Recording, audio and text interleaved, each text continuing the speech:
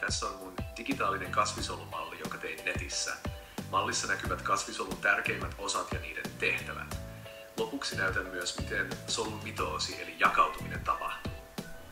Kasvisolussa on tuma, joka sisältää DNA:n ja ohjaa solun toimintaa. Soluseinä tukee solua ja antaa sille muodon. Solukalvo säätelee, mitä aineita menee soluun ja sieltä ulos.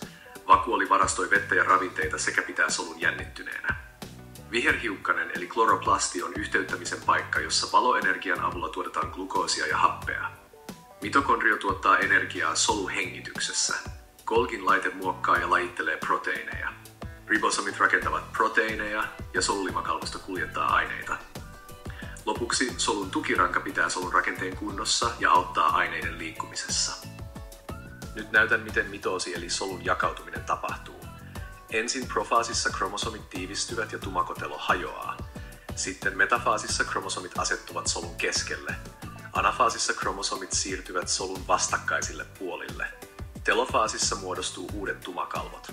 Lopuksi sytokineesissä solu jakautuu kahtia ja syntyy kaksi samanlaista tytärsolua.